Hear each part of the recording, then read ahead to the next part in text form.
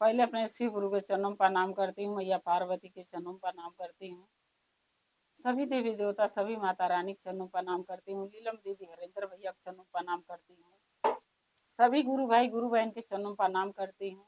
मेरे प्रणाम को स्वीकार कीजिए। गुरु भाई गुरु बहना, एक महादेव का कथा सुनाने जा रही हूँ, कृपा करके कथा को ध्यान से सुनिएगा। ध्यान से सुनने से ज्ञान मिलता है, आधी अधूरी कथा नहीं सुनना चाहिए, क्योंकि शिव गुरु का अपमान होता है। पूरा कथा सुनने से कथा के रहस्य के बारे में पता चलता है कि कथा में क्या बताया गया, क्या समझाया गया है। गुरु भाई गुरु बहना, जबले हम चर्चा भजन में नहीं जाते हैं, कथा नहीं सुनते हैं, तो ज्ञान नहीं हो पाता है। हम लोग के साथ भी यही था, जो पहले महादेव के शिष्या नहीं बने थे, चर्चा भजन में नहीं जाते थे, अब जाने लगे तो ज्ञान मिलने लगा, बुद्धि आने लगा कि हाँ चर्चा भजन में जाना चाहिए, महादेव के पूजा पाठ करना चाहिए, क्या करने से क्या मिलता है, क्या करने से क्या नहीं मिलता है, क्या अच्छा है क्या बुरा है, उसका पहचान हो गया। इसीलिए कहती हूँ गुरु बहना कि जब भी समय मिले, आप चर्चा में नहीं जा सकती, आप ड्यूटी करती हैं, आपके पास समय नहीं मिल पाता है, नहीं जाती हैं, कोई बात नहीं, कम से कम अपने घर में जब भी कथा सुनती हैं तो टीवी के पर सुनिए, चाहे मोबाइल में सुनिए, कम से कम समय निकाल के सुनिए। जो भी कथा आप सुनती हैं उस कथा को पूरा सुनिएगा। इससे दो फायदा होता है, पहला तो ज्ञान मिलता है और दूसरा महादेव का अपमान भी नहीं होता है। इसलिए कथा को मैं यही कहूंगी आप लोगों के कि पूरा सुनिए, जब समय मिले तब सुनिए। जरूरी नहीं है कि समय नहीं है थोड़ा सुन लिया बंद कर दिया। आधी अधूरी कहानी सुनने से क्या होता है कि इंसान को कभी ज्ञान नहीं मिलता है, और अक्सर वो व्यक्ति बुरा कर्म और बुरे राह पर चलता है। और जो पूरा सुन लेता है कथा, उसको ज्ञान होता है, वो हमेशा यही कोशिश करता है कि मैं अच्छे मार्ग पर चलें, अच्छा कर्म करें। इसलिए कथा को पूरा सुनिएगा ताकि ज्ञान मिल सके। अगर मेरा यह महादेव का कथा आपको अच्छा लगेगा तो कमेंट में लिख के जरूर भेजिएगा। चैनल को सब्सक्राइब कर लीजिएगा, जो भी मैं नए नए कथा अपने चैनल पर डालती हूँ वो आप तक आसानी से पहुंचता रहे। आप हमारे कथा को देखते रहें, अपना प्यार अपना दुलार देते रहें। हम और आप शिव परिवार से ऐसे ही जुड़े रहें। महादेव सदा आप लोग के साथ रहें, क्योंकि कथा सुनने से, पूजा करने से, भक्ति करने से महादेव का दया सभी भक्तों पर बना रहता है। इसलिए कथा को पूरा सुनिएगा। आज जो मैं कथा आपको सुनाने जा रही हूँ, ये कथा बहुत अच्छा है। ये कथा है एक गुरु भैया का, जिनके 3 बेटे थे, लेकिन आजकल गुरु बहना एक कलयुग है। कलयुग में जिसके पास धन है, चाहे वो सास हो चाहे ससुर, तो बेटा वो बहू उसका इज्जत मान सम्मान करते हैं, क्योंकि उनको सोचते हैं कि कुछ तो है, अगर मैं नहीं मानूंगा तो बुढ़िया उसको दे देगी, बुढ़वा उसको दे देगा, हमें नहीं देगा। और जिसके पास, मान लीजिए जरूरी नहीं है सबके पास धन है, कोई गरीब भी है जो जीवन भर अपने बाल बच्चों को पढ़ाया लिखाया, ये सपना देख के कि मेरा बच्चा बड़ा होगा तो मेरा दुख छूटेगा, जो भी जमा पूंजी था पढ़ाई लिखाई में वो इंसान लगा दिया है, उनके पास कुछ नहीं बचा। तो क्या बेटा बहू का फर्ज नहीं होता कि उनका मान सम्मान करें? जरूरी है कि धन रहेगा तो उनसे प्यार करोगे, उनका इज्जत करोगे, मान सम्मान करोगे। धन नहीं है तो उनको ठुकरा दोगे, ये गलत है गुरु बहना। ये सबके बेटी बेटा के लिए मैं बोल रही हूँ कि जो भी हमारे वीडियो देखते हैं ये चीज ना सोचें, अपने माँ बाप के बारे में ये सब चीज, ये सब वहम ना रखें, क्योंकि माँ तो माँ होती है, बाप तो बाप होता है। जीवन अपना पूरा बिता बर्बाद कर देते हैं माँ बाप अपने बच्चे के पीछे, अपने बारे में कुछ नहीं सोचते हैं, लेकिन बच्चे को कोई दुख नहीं होने देते हैं। अपने दो टाइम रोटी नहीं खाते हैं, अपने कोई चीज किन के नहीं खाएंगे, लेकिन बच्चे के लिए जरूर पूरा करेंगे। 2 कपड़ा 6 महीना पहनते, लेकिन बच्चे के 6 महीना में 4 कपड़ा किनते हैं। माँ बाप ऐसे होते हैं, उनके पास धन हो ना हो, लेकिन उनको दुख नहीं देना चाहिए, क्योंकि जो भी बेटा बहू चाहे बेटी अपने माँ बाप के, अपने सास ससुर के दुख देते हैं, उनको नरक में भी ठिकाना मरने के बाद नहीं मिलता है। चाहे कितनों पूजा पाठ कर लें, भगवान कभी उनसे खुश नहीं रहते हैं, पसंद नहीं रहते हैं। ऐसे ही कहानी एक गुरु भैया का है कि उनके पास धन नहीं था और उनके तीनों बेटा और बहू उनके नहीं मानते थे, उनका बात नहीं सुनते थे। जवले जांगर था, कमाए खिलाए पढ़ाए लिखाए सब अपनी कमाई जीवन पूंजी अपने बच्चों में लगा दिए, शादी ब्याह में लगा दिए। वही बच्चे बड़े होकर उनसे पूछते नहीं थे, उनका सुनते नहीं थे। ये कथा बहुत अच्छा है गुरु बहिना, शुरू से अंत तक सुनिएगा। ये कथा दर्द भरा है, आप सुनेंगी तो आपको खुद पता चल जाएगा कि कितना अच्छा एक कथा है। और एक बेटा एक बहू को ऐसा नहीं करना चाहिए। एक गांव में एक गुरु भैया रहते थे, जिनके 3 बेटे थे। पति पत्नी दोनों रहते थे, लेकिन जिंदगी गुरु बहिना भरोसा नहीं होता है। और जरूरी नहीं पति पत्नी दोनों एक साथ जाएंगे, कोई आगे जाता कोई पीछे जाता है। वही हाल उनके साथ हुआ है। पति पत्नी दोनों रहते थे, गुरु भैया और गुरु बहिना। उनके 3 बेटे थे, लड़की नहीं थी। 3 बेटे थे। कुछ साल के बाद, तीनों बच्चे होने के बाद गुरु बहिना का देहांत हो गया। गुरु भैया तीनों बच्चों को बहुत प्यार दिए, माँ का भी बाप का भी। इतना प्यार से पोसे पाले कि बच्चों के कोई चीज का तकलीफ नहीं होने देते थे, दुख नहीं होने देते थे। ये सोचते थे कि बच्चा अगर दुख तकलीफ में रहेगा तो उसको दुख होगा कि मेरी माँ होती तो मुझसे प्यार करती और बाप नहीं करता। उन्होंने शादी नहीं किया, अपना पूरा जीवन बिता दिया बच्चों के पीछे। शादी इसलिए नहीं किए, जब गुरु बहिना गुजरी तो वो जवान थे। शादी किए होते तो उनके भी सेवा करने के लिए एक पत्नी आई होती बुढ़ापा में, वो भी उनका देखभाल करती। वो भी किसी सहारे नहीं जीते, बेटा पतोही के आस में नहीं रहते। लेकिन उन्होंने शादी नहीं किया, इसलिए बहुत लोग किए कहे शादी कर लो, लेकिन नहीं किए। ये सोच के 3 बेटा हमारे हैं, अगर सौतेली माँ आ जाएगी तो हमारे बच्चों का देखभाल नहीं करेगी, वो बच्चे किसे काम कराएगी, उनको मारेगी पीटेगी। ये दर्द मुझे नहीं देखा जाएगा। कभी जब मैं मरूंगा तो अपनी पत्नी को क्या जवाब दूंगा कि मैं अपने सुख के लिए शादी कर लिया और तीनों बच्चों के दुख में डाल दिया। सो मैं शादी नहीं करूंगा, इन्हीं बच्चों के सहारे अपना जीवन बिताऊंगा। वो गुरु भैया शादी नहीं किए, सब कहते रह गए, किसी बात नहीं सुने। तीनों बच्चों के पोस पाल के पढ़ा लिखा के इस लायक बना दिए, अपने पैरों पर तीनों खड़ा हो गए और अच्छा खासा कमाने लगे। लेकिन गुरु भैया के पास कुछ नहीं बचा, खेत और घर के सिवा कुछ नहीं था। क्योंकि जो भी वो अपने जीवन में कमाए थे, पैसा कौड़ी धन जो भी कमाए थे, सब बच्चों में लगा दिए, पोसने में, पालने में, पढ़ाने लिखाने में, उनके काम धंधा नौकरी लगाने में, उनका शादी ब्याह करने में, जो भी जमा पूंजी उनके पास था वो सब लग गया। जब 3 घर से तीनों बहुएं आई, बेटे तो अच्छे थे पहले, शुरू में बेटे अपनी बाप को मानते थे, उनका दुख समझते थे। लेकिन जब 3 बहुएं 3 घर से आ गई तो तीनों अपने अपने पतियों के कान भरने लगी कि तुम्हारे बाप के पास तो कुछ नहीं है, क्यों उनको इतना मान सम्मान देते हो? बुढ़े के पास है क्या? कुछ नहीं है। अपने कमाई में ध्यान दो, अपने बीवी बच्चों पर ध्यान दो। अरे बुढ़ा क्या आज है कल मर जाएगा, क्या उसके पास धन धरा हुआ कि हमें मिल जाएगा, हम उसका सेवा करें? बड़ी वाली अपने पति की सिखाई, वो भी उसी का सुन गया, बोला सही कह रही है, मैं क्यों सेवा करूँ, और दे दोनों है ये सब करेंगे। मझली अपने पति का कान भरी, वो भी मान गया बीवी की बात कि मैं क्यों करूँ, छोटा वाला करे। छोटा वाला भी जो था वो अपनी बीवी का सुनने लगा। वो भी सोचा जब दोनों भाई नहीं सुनते हैं, पापा की बात मानते हैं, मैं क्यों मानूं, मैं क्यों उनका करूं।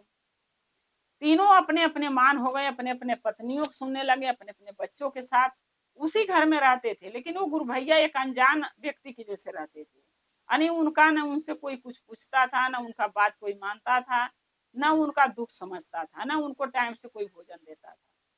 जब गुरु भैया बड़े बेटे को बुलाते थे कि अरे बेटा इधर आओ, मेरी बात सुन लो, वो कहता था पिताजी मेरे पास टाइम नहीं है, मुझे ड्यूटी जाना है। बहू को बुलाते थे, वो कहती थी पिताजी मेरे पास टाइम नहीं है, बच्चों को तैयार करना, स्कूल भेजना है। ऐसे तीनों बहुए तीनों बेटा करके निकल जाते थे। गुरु भैया बहुत परेशान थे, सोचने लगे कि ऐसा क्या करूं कि जो ये मेरी सुने और मेरी बात समझे। जबले गुरु भैया के पास जांगर था, ताकत था, तौले तो खेती किए। जब जांगर थक गया तो तीनों बेटे खेत में जाना नहीं चाहते थे, न तीनों बेटे न तीनों बहुए। वो यही सोचते थे मैं क्यों जाऊं धूप में मेहनत करने, मैं ये क्यों जाऊं खेत कोड़ने, नहीं जाऊंगी, वो नहीं जाता मैं क्यों जाऊं, कहता वो नहीं जाता मैं क्यों जाऊं। गुरु भैया सोचे कि हमारे बच्चे भटक गए हैं, इनको सही रास्ता दिखाना बहुत जरूरी है। एक दिन एक साधु आए, महात्मा। और महात्मा कौन थे ये तो आप लोग इस कथा में समझ ही जाते हैं कि महात्मा कोई साधारण नहीं थे, हमारे भोले बाबा थे। क्योंकि महादेव जानते थे कि हमारा भक्त बहुत परेशान है अपने बेटों के लेके, अपने बहुओं के लेके। वो उनको अच्छे मार्ग, अच्छे राह दिखाना चाहता है, लेकिन बच्चे समझ नहीं रहे हैं। भोले बाबा यानी महादेव ने सोच लिया कि अब क्यों नहीं हम ही चल के अपने भक्त को कोई रास्ता बताएं, ताकि वो रास्ता पर चलने के लिए अपने बच्चों के मजबूर कर सके। भोले बाबा एक महात्मा का भेष धई के और गुरु भैया के पास आए। एक दिन बोले लगे, बेटा कुछ भिक्षा दे दो। गुरु भैया हाथ जोड़ लिए, बोले महात्मा मेरा नहीं चलता मेरे घर में, क्योंकि मेरे 3 बेटे हैं। 3 बेटे में मेरा कोई नहीं सुनता है, न बहुएं तीनों सुनती, न बेटा सुनता, न पोती पोता मेरे सुनते हैं। मैं खुद परेशान हूँ महात्मा। मैं सोचता हूँ मेरे बच्चे जो रास्ते से भटक गए हैं, उनको ये समझ में नहीं आ रहा कि जो खेती है उसको मेहनत करके बोना चाहिए, तब तो अनाज होगा तो घर में खाए होगा। अनाज होगा तो पैसे बचेगा, जब खेते से खाएंगे तो पैसे बचेगा। ये लोग किन किन के खा के अपनी कमाई बर्बाद कर रहे हैं। हमारे जो दुख सुख समझना चाहिए कोई हमें सुन नहीं रहा, क्योंकि हमारे पास धन नहीं है। मैं चाहता हूँ मेरे बच्चे सही मार्ग पर चलें, जो रास्ता भटक गए हैं वो रास्ता सुधर जाए, वो अच्छे राह पर चला मेरे बच्चे। महात्मा बोले कि देखिए आपके पास धन नहीं है, भिक्षा नहीं देंगे, कोई बात नहीं, लेकिन मैं जो ज्ञान आपको दे रहा हूँ वो आप सुन लीजिए और वही काम कीजिए जो मैं बता रहा हूँ, आपके बच्चे सुधर जाएंगे। महात्मा बोले, बोलिए। महात्मा ने बोला कि आप एक काम कीजिए, तीनों बच्चों को बुलाइए हमारे जाने के बाद, और तीनों बच्चों से कहिएगा कि मेरे जो खेत है उस खेत में मेरे पास तो कोई अपना कमाई जमा पूंजी पैसे नहीं है, धन नहीं है, लेकिन मेरे पिताजी जो मेरे पिताजी थे वो हमारे खेत में एक सोने से भरा मटका गाड़ रखे हैं। लेकिन वो कहाँ गाड़े हैं, खेत में किस साइड है, किस कोने है, किस भी कहाँ पे है, हमें भी पता नहीं है। क्योंकि मैं बहुत कोशिश किया खोजने के, अकेला था, तुम लोग छोटे थे, पूरे खेत में खोज नहीं पाता था कोड़ के, इसलिए मटका मुझे आज तक मिला नहीं सोना से भरा। अगर तुम लोग चाहो तो तीनों मेहनत करो और खेत को कोड़ धारो, आ कोड़ के वो खजाना को ढूंढ लो। अब तीनों बेटा के देखिए मन में लालच आ गया। तीनों बेटा सोचने लगे पिताजी तो सही कह रहे हैं, इनके पास तो कोई धन है नहीं, लेकिन हो सकता है मेरे दादा, जो मेरे दादा थे वो सच में पुराने जमाने में लोगों के पास सुनता, कहानियों में सुने हैं कि बहुत धन रहता था, खजाने रहते थे, चांदी सोना रहता था। हो सकता सच में मेरे बाबा गाड़े हों और मेरे पिताजी अकेला उतना बड़ा खेत कोड़ नहीं पाते थे, इसलिए सो इनको मिला नहीं, ये सही बोल रहे हैं।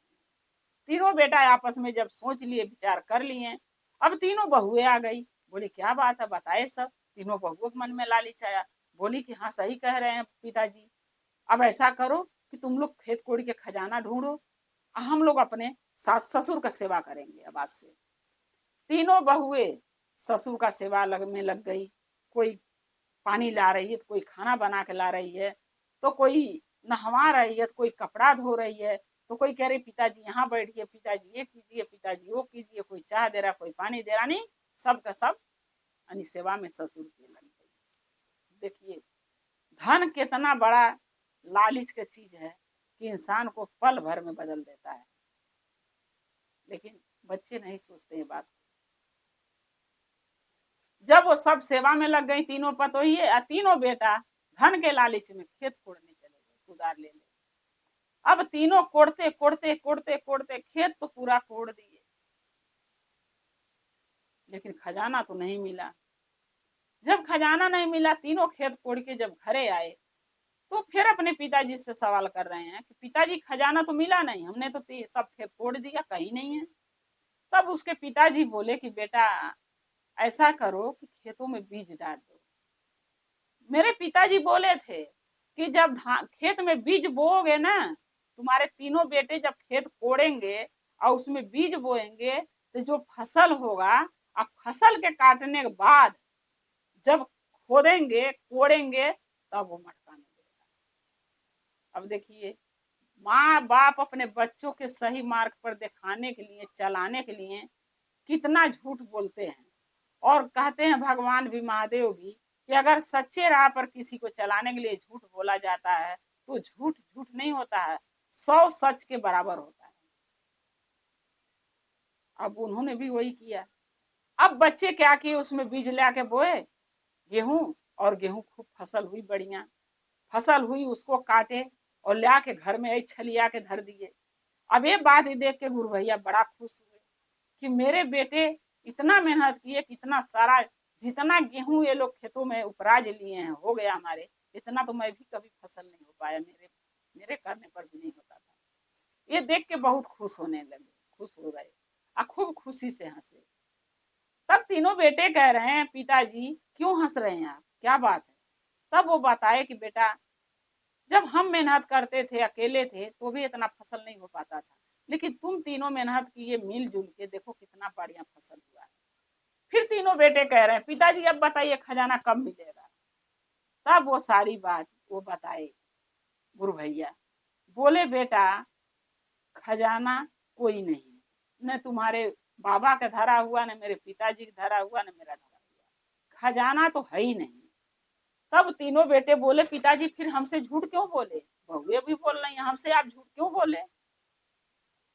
तब गुरु भैया बोले कि बेटा, बहू ये बताओ, तुम लोग इतने साल से मुझे परेशान कर रखे थे, मेरी बातें नहीं सुनते थे, मेरा दुख नहीं समझते थे, खेत में बोने नहीं जाते थे, खेत को कोड़ने नहीं जाते, खेत में काम नहीं करना चाहते थे, तो मेरे पास कोई रास्ता बचा था तुम लोगों के अच्छे राह दिखाने के लिए, अच्छे मार्ग पर चलाने के लिए? मेरे पास कोई रास्ता नहीं था, सारे राह तुम लोग बंद कर दिए थे। सो मेरे के यही रास्ता सूझा कि तुम लोग ऐसे ही सुधरोगे। सो मैंने झूठ बोला। अब देखो, तुम तीनों मिल के मेहनत किए तो कितने सारे गेहूं काट के ला रख दिए हो, साल भर अगर खाओगे तो भी ये गेहूं कम नहीं होगा, घटेगा नहीं अनाज। उसके बाद बेच भी सकते हो, 4 पैसे भी आ सकता है। और बहुओं रह गया तो बहुओं से बोला कि देखो बहू, जो सास ससुर का सेवा करता, माँ बाप का सेवा करता है, उसको कभी कोई दुख कष्ट भारी नहीं आता है, क्योंकि भगवान बहुत खुश रहते हैं उस इंसान से कि अपनी माँ बाप का सेवा करता है। हमारे मंदिर में आए न आए, हमारा पूजा करे न करे, माँ बाप के, अपने सास ससुर का पूजा कर लिया, सेवा कर लिया, समझो वो भगवान के पा गया। तब बहुएं कह रही हैं कि पिताजी आप सही बोल रहे हैं, हम लोग रास्ता से भटक गए थे, सो आपकी बातें नहीं सुनते थे, ये सोच के रहते थे कि आपके पास तो धन है ही नहीं, मैं आपकी बातें क्यों सुनूं, आपकी बातें क्यों मानूं? लेकिन मुझे क्या पता, सबसे बड़ा धन तो आपके पास था, ज्ञान, जो आपने हमें दिया, और इस ज्ञान को हम कभी नहीं भूलेंगे पिताजी। तीनों बहुएं बोलने लगी। तब तीनों बेटा कह रहे हैं कि पिताजी सही कह रही हैं तीनों, आपके पास हम लोग आपके धन के पीछे रहते थे कि धन नहीं है तो आपका सेवा क्यों करूं, बात क्यों सुनूं, लेकिन आपके पास तो सबसे बड़ा धन निकला, ज्ञान का धन, जो सबके पास नहीं होता पिताजी। धन तो सभी कमाता है, लेकिन धन को खर्चा कैसे करना है इसका ज्ञान सबके पास नहीं रहता है। बच्चे तो सभी कोई जन्माता है, लेकिन बच्चों के सही मार्ग पर कैसे चलाना है ये सबके पास ज्ञान नहीं होता है। जो आपके पास ज्ञान था पिताजी, सबसे बड़ा धन तो आपके पास था, लेकिन हम लोग आपके धन को इज्जत नहीं कर पाए, मान सम्मान नहीं कर पाए, आपको समझ नहीं पाए। सो आज से पिताजी, हम तीनों बेटे और तीनों आपकी बहुएं, आप जो कहेंगे वही हम करेंगे, और नौकरी भी करेंगे और साथ में खेती भी करेंगे। आज के दिन से मेरी खेती पड़ती नहीं रहेगी, क्योंकि खेती में जो अनाज होगा वो खाएंगे, और जो कमाएंगे वो बचाएंगे तो हमारे बच्चों के काम आएगा। ये बात सुन के गुरु भैया बड़ा पसंद हुए, बड़े खुश हुए और रोने लगे खुशी से, सोचने लगे कि चलो देर सही, मेरे बच्चों को ज्ञान तो मिल गया, बुद्धि तो हो गया इनके पास कि मेरे पिताजी सही हैं, गलत नहीं है। कम से कम अपने जियतबे इनको कुछ सही मार्ग और सही ज्ञान तो दे दिया कि हमारे ना रहने के बाद भी ये लोग अपना जीवन अच्छे से बिता सकते हैं और कमा खा सकते हैं। अब गुरु बहिना देखिए कि एक पिताजी कुछ, एक माँ कुछ दे ना दे, लेकिन अपने बच्चों के ज्ञान जरूर अच्छा देता है।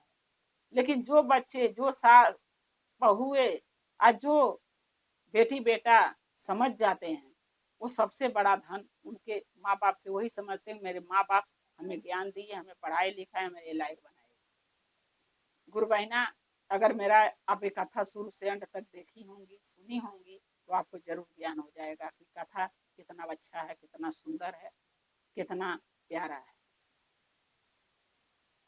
ये कथा मेरा आपको अच्छा लगा तो कमेंट में लिख के जरूर भेजिएगा। चैनल को सब्सक्राइब कर लीजिएगा। जो नया नया कथा मैं अपने चैनल पर डालती हूँ आप तक आसानी से पहुंचता रहे। आप हमारे कथा को देखते रहें, अपना प्यार अपना दुलार देते रहें। हम और आप शिव परिवार से ऐसे ही जुड़े रहें और ज्यादा से ज्यादा ये हमारे कथा को लाइक कीजिए, शेयर कीजिए, क्योंकि जब आप दूसरे के पास भेजेंगे, हमारा कथा दूसरे के मोबाइल पर जाएगा तो वो किसी और के पास भेजेंगे। ऐसे करके जब मेरा वीडियो फैलता रहेगा तो आप लोग के महादेव के दया आप लोग के पास आता रहेगा। हर हर महादेव, घर घर महादेव। महादेव के दया और कृपा सभी भक्तों पर, सभी गुरु बहना पर सदा बना रहे। श्री गुरु सदा आप लोग के साथ रहे। जय श्री गुरु महादेव।